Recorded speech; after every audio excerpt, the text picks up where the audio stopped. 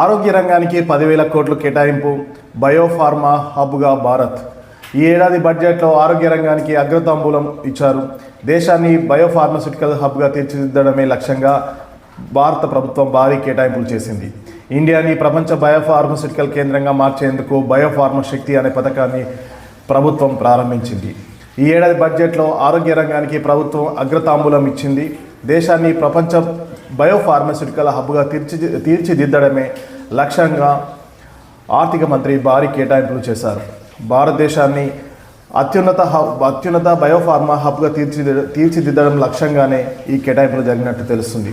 దీనికోసం రాబోయే 5 ఏళ్లలో 10,000 కోట్లు కేటాయించనున్నారు.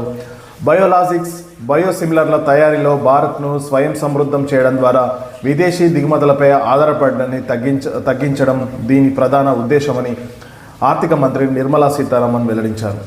అయితే తక్కువ ధరకే క్యాన్సర్, డయాబెటీస్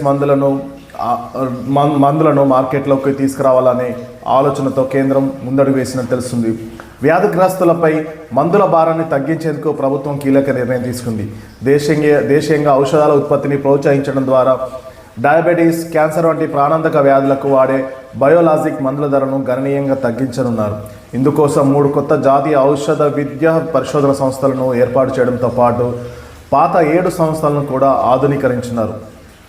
అలాగే వైద్య మౌలిక సదుపాయాల విస్తరణ, దేశవ్యాప్తంగా వైద్య సేవలను ప్రజలకు మరింత చేరువ వేసేందుకు ప్రభుత్వం కింది చర్యలు చేపట్టింది. క్లినికల్ ట్రయల్స్, దేశవ్యాప్తంగా 1000 గుర్తింపు పొందిన క్లినికల్ ట్రయల్స్ సైట్ల నెట్వర్క్ ఏర్పాటు, రీజనల్ మెడికల్ హబ్స్, వైద్య శిక్షణ పరిశోధన కోసం 5 ప్రాంతీయ వైద్య శిక్షణ కేంద్రాల నిర్మాణం, కొత్తగా ఎయిమ్స్, మరో 3 కొత్త ఎయిమ్స్ సంస్థల స్థాపన, మానసిక ఆరోగ్య సంస్థలను మరింత బలోపేతం చేయడం, ఆయుష్ రంగం, దేశవ్యాప్తంగా 3 కొత్త ఆయుర్వేద సంస్థలను ఏర్పాటు.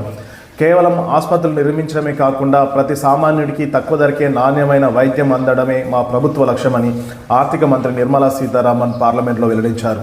ఈ బడ్జెట్ ద్వారా జిల్లా ఆసుపత్రుల అప్గ్రేడేషన్, ఎమర్జెన్సీ వార్డుల విస్తరణపై కూడా ప్రభుత్వం దృష్టి సారించింది. మొత్తానికి 2026 బడ్జెట్ భారతదేశాన్ని అంతర్జాతీయ వైద్య పటంలో ఒక తిరుగులేని శక్తిగా నిలబెట్టే దిశగా భారత ప్రభుత్వం అడుగులు వేస్తుందని చెప్పుకోవచ్చు. భారత ప్రభుత్వం బయోఫార్మా రంగానికి 10,000 కోట్లు ఈ బడ్జెట్లో కేటాయించారు.